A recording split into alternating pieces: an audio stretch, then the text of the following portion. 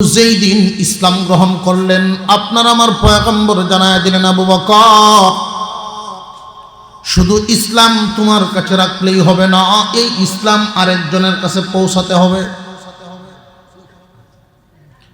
আবু বকর সিদ্দিক রাদিয়াল্লাহু তাআলা আনহু ওনার সময়টারে দুই ভাগে ভাগ করলেন। 12 ঘন্টার মধ্যে 6 ঘন্টা ঘুমান, 6 ঘন্টা পরিবারে, বাকি 12 ঘন্টা দুই ভাগে ভাগ। 6 ঘন্টা দোকানে, 6 ঘন্টা দাওয়াতে। এই যে অবস্থা ওনার চলতেছে, ব্যবসা কি আগের মতো আছে না 6 ঘন্টা যে ব্যবসা করে না লস আছে না নাই? কথা বুঝে আসতেছে? পাশের দোকানের একজন দোকানদার 12 ঘন্টাই বেচা কিনা করে, আর আবু বকর সিদ্দিক রাদিয়াল্লাহু তাআলা আনহু 6 ঘন্টা করে। এতে করে উনার কম ওই বনিনা হতো না। কিছুদিন পরে দাওয়াতের কাজ করতে করতে আবু বকর সিদ্দিক রাদিয়াল্লাহু তাআলা আনহু এই দাওয়াতের কাজে বড় মজা পাইতেছেন, দাওয়াতের কাজে মজা পাইতেছেন। এই যে মজা পাইতেছেন, এখন তিনি 6 ঘন্টার থেকে বাড়ায় 9 ঘন্টা করছেন। কাজ করেন দোকানে, দোকানে সময় দেন 3 ঘন্টা, দাওয়াতে দেন 9 ঘন্টা। এইভাবে দিন যাইতে লাগলো, কাস্টমারের সংখ্যা কমে, বেচা কেনা কমে, মূলধন খরচ করে উনি চলতেছেন। অথচ বাজারের একজন প্রতিষ্ঠিত ব্যবসায়ী আবু বকর সিদ্দিক রাদিয়াল্লাহু তাআলা আনহু বাজারের প্রতিষ্ঠিত ব্যবসায়ী হওয়ার পরেও আজকে দোকানে মাল নাই। এই অবস্থায় আরো কিছুদিন গেল, বিশ্বনবী রাহমাতুল লিল আলামিনের হুকুম পালন করতেছেন, দাওয়াতের কাজ করতেছেন। আবু বকর সিদ্দিক রাদিয়াল্লাহু তাআলা আনহুর কাছে দাওয়াত যখন আরো ভালো লাগে, উনি আরো সময় বাড়ায় নিলেন। উনি পুরা 12 ঘন্টাই দাওয়াতের জন্য দেয়া দিলেন। আর একটু জোরে কন্যা সুবহানাল্লাহ। এমনি না আবু বকরের দিনের ব্যাপারে, অবদানের ব্যাপারে বিশ্বনবী বর্ণনা করেন, তোমাদের সবার বদলা দুনিয়াতেই দিতে পারলাম, কিন্তু আবু বকরের বদলা আমি নবী দিতে পারলাম না। আবু বকরের বদলা দিবেন স্বয়ং আল্লাহ। আবু বকর সিদ্দিক রাদিয়াল্লাহু তাআলা আনহু ইসলাম নামক গাছের গোড়াতে সবচেয়ে বেশি পানি ঢালছেন। সিদ্দিক আকবর ব্যবসা গুঠায় ফেলছেন, শুধু দাওয়াতের মধ্যেই মেহনত করেন, দাওয়াতের কাজ। ওনার সাথের যেই দোকানটা ছিল ওই লোকটাও বন্ধু ছিল, বন্ধু। এই বন্ধু এখন ডাক দিয়া বলে, আবু বকর দোকান বিক্রি করে ফেলবা জি, দাম ধরো, তোমার মালামাল পুরান মালগুলো যেগুলো আছে এগুলো সহ দাম ধরি আমার দিয়া যাও। দাম ধরা হলো। আবু বকর সিদ্দিক রাদিয়াল্লাহু তাআলা আনহু ওই লোকটারে দিয়া দিলেন, বিনিময়ে টাকা পয়সা কিছু নিয়ে নিলেন। এই লোক এখন তো আসিন যতটুকুন মনে করেন 5 জায়গায় ব্যবসা করতে, এখন ওইসে ডাবল 10 হাত। বেড়ার ব্যবসা কি কমছে না বাড়ছে? মনে মনে অনেক খুশি। আর আবু বকর সিদ্দিক রাদিয়াল্লাহু তাআলা আনহুকে ডাকতেছেন আর বলতেছেন, আসো, কইতাম যে মনে আসেনি। কি কইতা? যে মুহাম্মাদের ভিসে যায় না, সর্বনাশ হইব। কইতাছে, কইতাম যে জানি, কইতাম যে মনে আসেনি, মুহাম্মাদের ভিসে যাই তা না হচ্ছিলাম, মনে আসেনি। আজকে দেখো, তুমি আবু বকর সহ তোমাদের দলের যত সদস্য আছে, মুহাম্মাদের দলের লোক বর্তমানে যারা আছে সবগুলো ক্ষতিগ্রস্ত হবে। রে আবু বকর, লক্ষ্য করে দেখো আমি কত সফল আর তুমি হইলা বিফল। আমি সফল, তুমি হইলা বিফল। তোমার ব্যবসা যা ছিল তাও চলে গেল, রাখতে পারো নাই। আর আমি ওই দিকে না গিয়ে আমি আমার রাস্তায় থাকার কারণে আমার ব্যবসা তো টিকাইছেই, বাড়াইছি, তোমার দোকান সহ কিনছি। দেখো কে সাকসেসফুল হইল, কে লাভবান। আবু বকর সিদ্দিক রাদিয়াল্লাহু তাআলা আনহু নবী করিম সাল্লাল্লাহু আলাইহি ওয়াসাল্লামের দরবারে গেলেন, ওগো নবীজি, আমরা ঈমান আনিয়া কি আপনার হাত ধরিয়া কি ক্ষতিগ্রস্ত হইছি নাকি লাভবান হইছি? ইয়া রাসূলুল্লাহ, ইয়া হাবিবাল্লাহ, একদল মানুষ আমাকে সহ আমার সাথীদেরকে ক্ষতিগ্রস্ত বলতেছে। আসলে কি আমরা ক্ষতিগ্রস্ত নাকি গো নবীজি? আমাদেরকে একটু সান্ত্বনা দিন। বিশ্ব নবী রাহমাতুল লিল আলামিন তখন সান্ত্বনা দিবেন রেডি হইছে। এমনি শোনা যায় জিবরাইল আলাইহিস সালাম আল্লাহর দরবার থেকে আসতেছেন। আমি না ক্লান্ত প্রোগ্রাম করতে করতে কয়েকদিন যাবৎ বিশ্রামের একটু ঘাটতি হইতেছে, এই জন্য ওয়াজ বইও ঘুমাই। কিন্তু আপনারা তো এত ক্লান্ত না, আমার আপনার আওয়াজে তো বোঝা যায় যে আপনারা খুব চিন্তিত, খুব টেনশনে আছেন। না টেনশন একটা থাকতে পারে, যা হ্যাঁ কাল টেনশন থাকতে পারে যে রে কাল হইলটা কি তা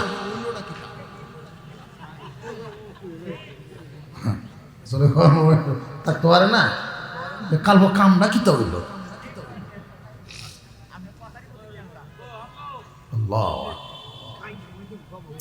আপনারা যদি একটু জোরে সুরে আওয়াজ দেন আমরা জোশ একটু বাড়ে না, এর লেগে বেহের উফরে দিলে কোনো মিলতাম, তাল তাল মিলতাম লাগবো না, তাল মিলতাম লাগবো। আবু বকর সিদ্দিক রাদিয়াল্লাহু আনহু নবীজিকে জিজ্ঞাসা করছেন, হুজুর আসলেই কি আমরা ক্ষতিগ্রস্ত? মনে করেন দুই ছেলে, দুইজন মানুষ, একজন নামাজি আর একটা হইল বেনামাজি। এই নামাজি আর বেনামাজি দুজনেই বাহিরে গেল টাকা কামানোর জন্য, ধরেন ঢাকায়। সকাল 8টা থেকে রাত 8টা পর্যন্ত এই টাইম রিক্সা ভাড়া নিয়ে, গ্যারেজ থেকে ভাড়া নিয়ে সারাদিন রিক্সা চালায়। একটা লোক নামাজি আর একটা লোক বেনামাজি। রাতের বেলায় দুইজন যখন একসাথে টাকা হিসাব করেন, বেনামাজির 100 টাকা বেশি হয় হাত থেকে, নামাজির চাইতে বেনামাজির টাকা 100 বেশি। কারণ জোহর, আসর, মাগরিব, এশা 4 ওয়াক্ত নামাজ যদি কমও যায় 1-1.5 ঘন্টা সময় যায়, বলে না যেত না। এই 1-1.5 ঘন্টা সময় নামাজে দেওয়ার কারণে এই টাইমটা ও হ্যান্ডেল মারি 100 বেশি কামায় লায়। রাত্রেবেলায় যখন বসে দুইজনের হিসাব মিলায় দেখে নামাজির 100 কম, বেনামাজির 100 বেশি। তখন বেনামাজ যদি নামাজিরে কয় তুই কে নামাজ বর্গা, পরে না হচ্ছিলাম না নামাজের সময় চাইছি টিয়া কামাইতে আইসি, নামাজ পড়তে আইসি, 100 কামাইয়া মুরগির মতো কক শুরু করছে, সব 100 বেশি কামাইছি। আমি তোর চেয়ে লাভবান, তুই আমার চেয়ে ক্ষতিগ্রস্ত।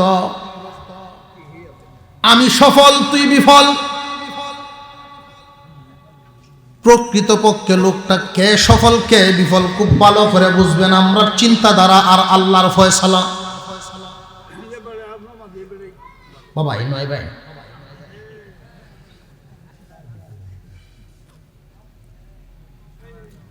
একই বাবার 2 সন্তান।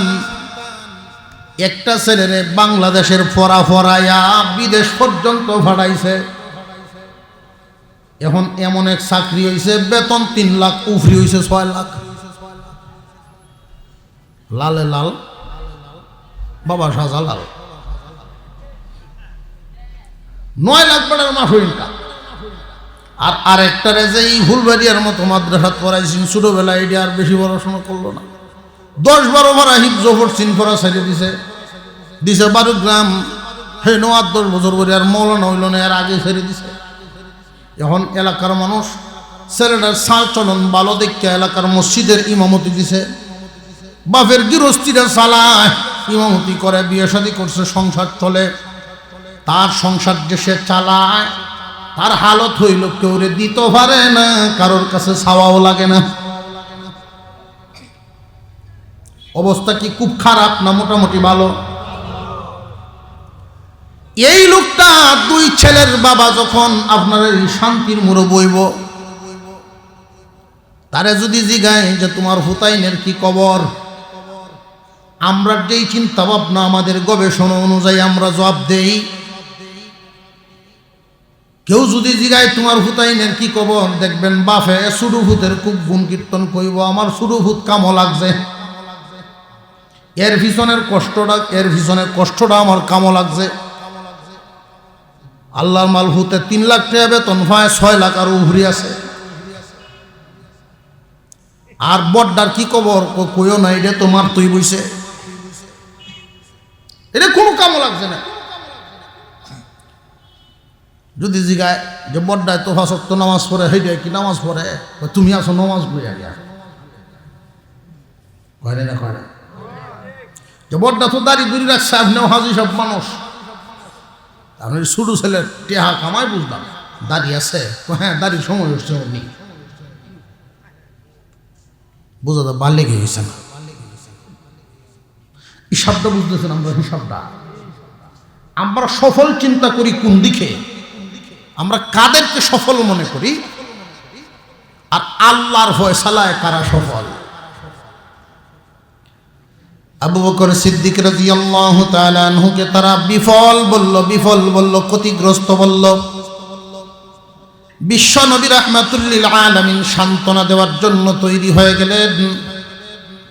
এমনি শোনা যায় জিব্রাইল আসার আওয়াজ, শোনা যায় ঘন্টির আওয়াজ। বিশ্ব নবী কিছুই বলেন না, দেখি এই মুহূর্তে জিব্রাইল কেন আসে, আল্লাহর পক্ষ থেকে কোনো কথা আছে কিনা। জিব্রাইল আলাইহিস সালাম এসেই বলেন, ওগো আল্লাহর পয়গম্বর, আবু বকরের প্রশ্নের জবাব আপনি দিবেন না। আবু বকরের প্রশ্নের জবাব, কে ক্ষতিগ্রস্ত কে লাভবান, এটা মানুষ বুঝবে না, মানুষের চিন্তায় ধরবে না, মানুষ চিন্তা করবে উল্টা। মানুষের ধ্যান ধারণা চিন্তা ভাবনা একরকম, আল্লাহর ফয়সালা হলো আরেক রকম। আপনি বুঝাইলে শুধু আবু বকরকে বুঝাইবেন, কিন্তু আল্লাহ আবু বকরের এই প্রশ্নের জবাবে একখান সূরা নাজিল করেছেন। কিয়ামত পর্যন্ত এই কথাগুলো হইল মাপকাঠি, কে ক্ষতিগ্রস্ত কে লাভবান, লাভ ক্ষতির মাপকাঠি হিসাবে আল্লাহ সূরা আসর নাজিল করলেন। ওয়াল আসরি ইন্নাল ইনসানা লাফি খুসর ইল্লাল্লাযীনা আমানু ওয়া আমিলুস সালিহাতি ওয়া তাওয়াসাউ বিল হক ওয়া তাওয়াসাউ বিস সাবর। আল্লাহ পাক রব্বুল আলামিন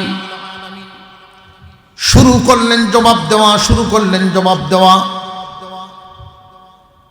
আল্লাহ কথা বলার আগেই তিনি কসম খাইতেছেন, কসম ওয়াল আসরি, আসরের কসম তিনি কেন খাইলেন, কারণটা কি?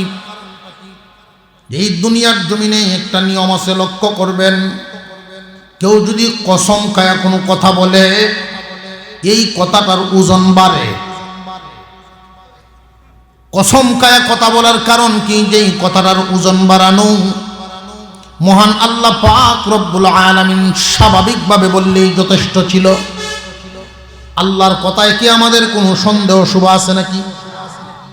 মহান আল্লাহ স্বাভাবিক গতিতে বললেই পারতেন, যথেষ্ট ছিল। এরপরেও আল্লাহ পাক রব্বুল আলামিন কসম কায়া তিনি ঘোষণা দিলেন, ওয়াল আসরি ইন্নাল ইনসানা লাফি খুসর। আসরের কসম খায় তিনি ঘোষণা দিলেন, নিশ্চয়ই মানব জাতি ক্ষতিগ্রস্ত। আমার আবু বকরকে শুধু তোমরা ক্ষতিগ্রস্ত কও না, আমি আল্লাহ বললাম মানব জাতিটাই ক্ষতিগ্রস্ত। এই মানব জাতি ক্ষতিগ্রস্ত শব্দটা যখন নাজিল হয়, সাহাবায়ে কেরামের চেহারা পর্যন্ত অন্ধকার হয়ে গেছে।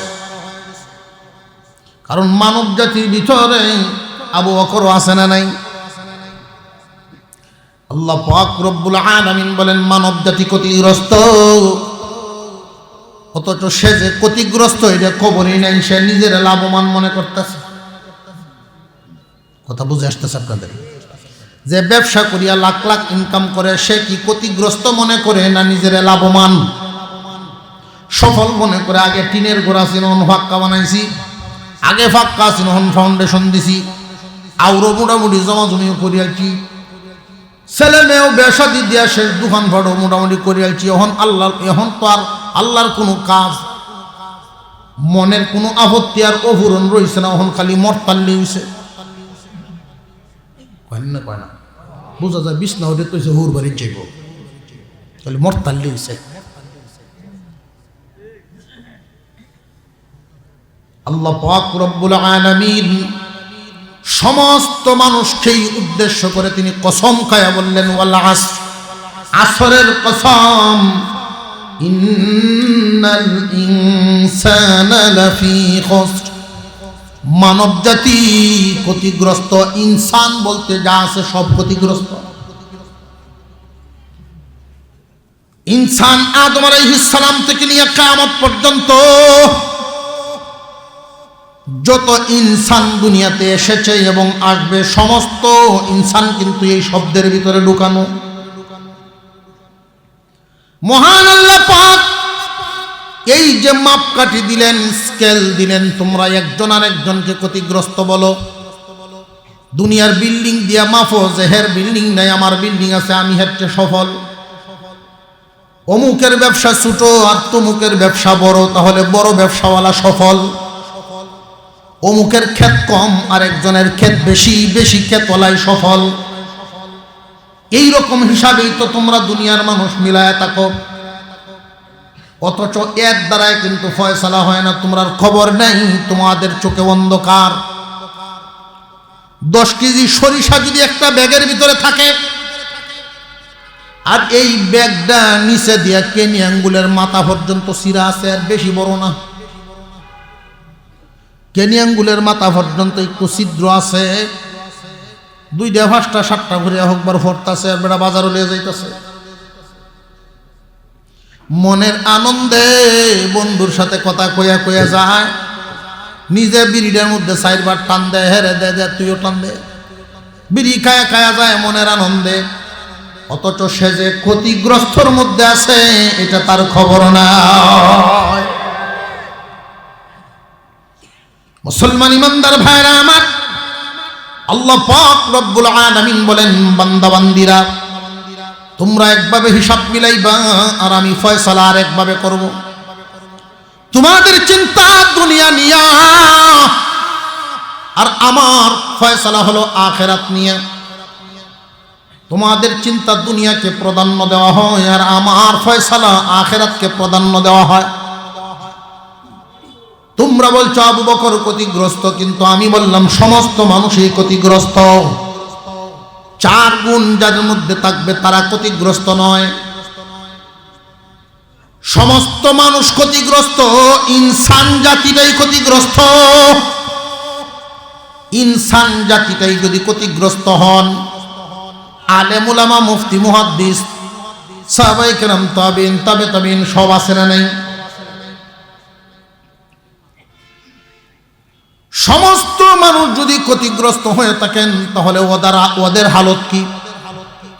আল্লাহ রাব্বুল আলামিন বলেন, ইল্লাল্লাযীনা আমানু ওয়া আমিলুস সালিহাত, ওয়া তাওয়াসাউ বিল হাক্কি ওয়া তাওয়াসাউ বিস সাবর। আল্লাহ পাক রব্বুল আলামিন বলেন, আসরের সময়ের কসম, আসরের কসম, মানব জাতি বিফল, মানব জাতি ক্ষতিগ্রস্ত। কিন্তু তারা নয়, যাদের মধ্যে চারটা গুণ থাকবে তারা ক্ষতিগ্রস্ত হবে না।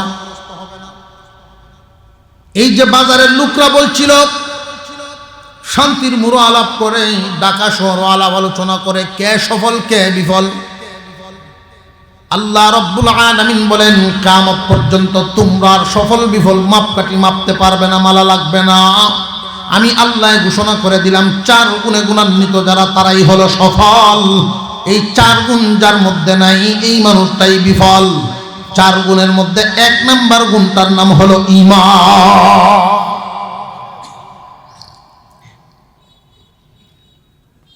ওই লোকটা দোকান বাড়াইয়া নিজেরে বড় লাভবান মনে করতেছে, আবু বকরকে ক্ষতিগ্রস্ত মনে করে। অথচ আল্লাহ পাক রব্বুল আলামিন জানায়া দিলেন, নিজেদেরকে লাভবান মনে করিও না, কারণ তোমার তো ঈমানই নেই।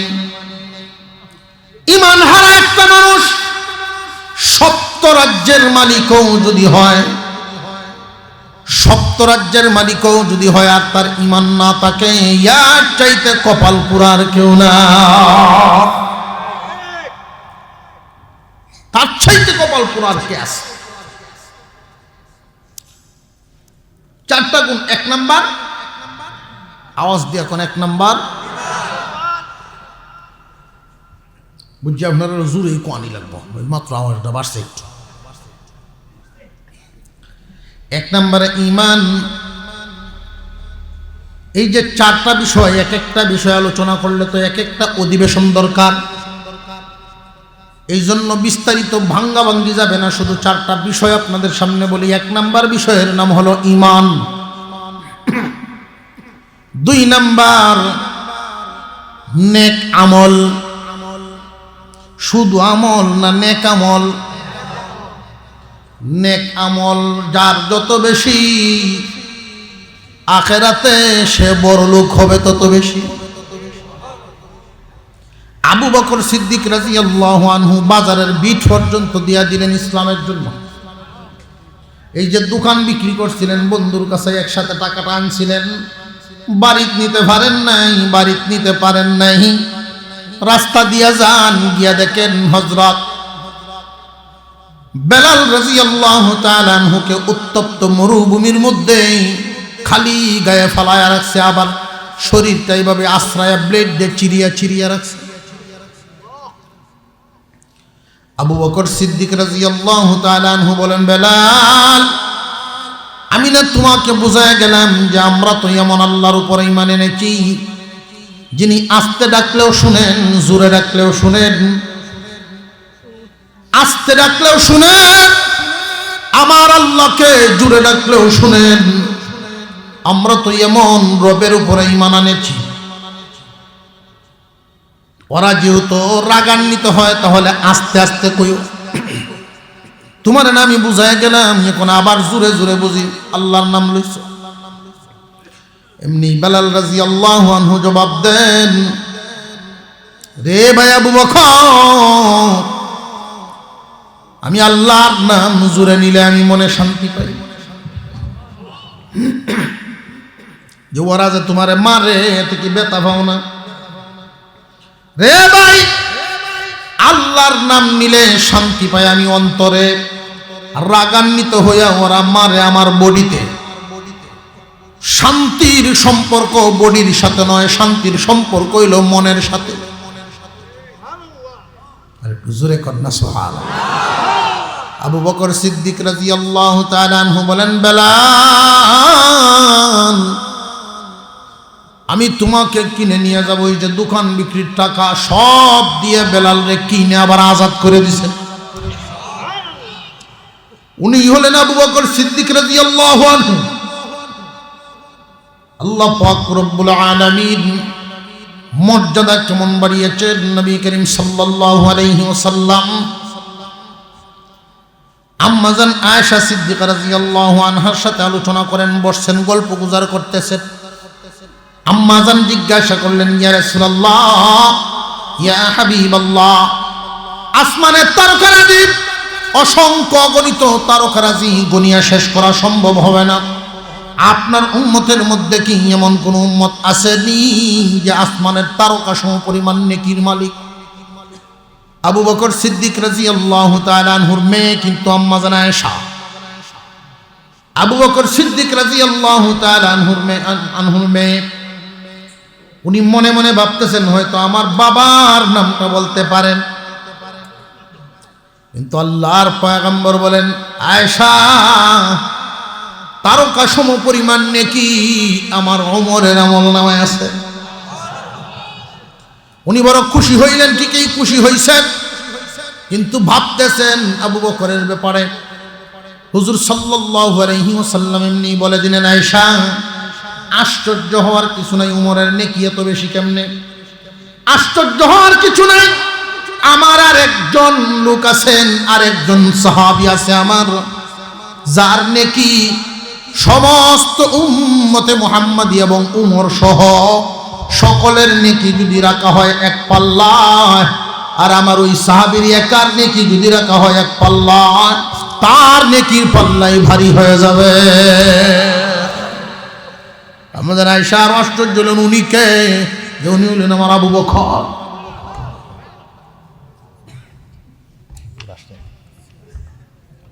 নারে তাকবীর। আমি আস্তে কইছি দেখে আপনারা আস্তে করবেন। নারে তাকবীর। আলহামদুলিল্লাহ। ভাইজান খানা বিনা হইছে কি না? দৌড়ে উঠে আমি যাই বুঝবে সবটা কইয়া জানেন না কোন রাগ করবে। আলহামদুলিল্লাহ, মোটামুটি পয়েন্ট হয়ে গেছে। ক্ষতিগ্রস্তকে আর লাভবানকে আমরা চিন্তা ভাবনা করি দুনিয়া দিয়া মাফি, দুনিয়াদারি দিয়া যে বেশি লাভবান আমরা মনে করি সেই সফল। কথা বুঝে আসছে? নিজের ফুতের মধ্যেও যদি দেখা যায় একটা একটু মুন্সি মোল্লা টাইপের ভাষক তো নামাজ টামাজ করে, না এটা যেমন চাইছিলাম এরকম হইল না, কাম হইল না, বাপও খুশি না। অথচ উনি মাপতেছে কিভাবে? যে তার টাকা ইনকাম কম, শেষ তার সফলতা কম। আর যার টাকা ইনকাম বেশি, হালাল না হারাম ওইগুলোর দিকে তোয়াক্কা করে না, দুনিয়া যদি বেশি হয় তাহলেই তার সফল মনে হয়। অথচ এই অন্যায় পথের দুনিয়াই এক সময় তার জাহান্নামে যাওয়ার কারণ হয়ে দাঁড়াবে। আল্লাহ পাক আমাদেরকে সহি বুঝার তৌফিক দান করেন, বলুন আমিন। আলহামদুলিল্লাহ। এখন দেখবেন ওয়াজের জাহাজ একের পর এক আসতেছেন। হুজুর এখন আলোচনা করবেন, এরপরেই হুজুর তো চিনছেন তো আপনারা, মাশাআল্লাহ। শ্রোতা তো আমরা ঘুরিয়ে গেলে এরাই। হযরতুল আল্লামা হযরত মাওলানা মুফতি আতিকুল্লাহ সাহেব দামাত বারাকাতুহুল আলিয়া হুজুর আলোচনা করবেন। হুজুরের পরপরই আবার উজিরপুরি সাহেব আমার সাথে কথা হয়েছে, উনিও আসতেছেন। আমরা খুশি না বেজার? আমি একটু টেস্ট করতাম যে যেমন খুশি এমন আওয়াজ দিয়ে বলি আলহামদুলিল্লাহ, মাশাআল্লাহ। আমরা একটু আগে বন লাগবো, মাঝখানে ফাঁকা জায়গা রাখবো না। ওয়া আখিরু দাওয়ানা আলহামদুলিল্লাহি রাব্বিল আলামিন।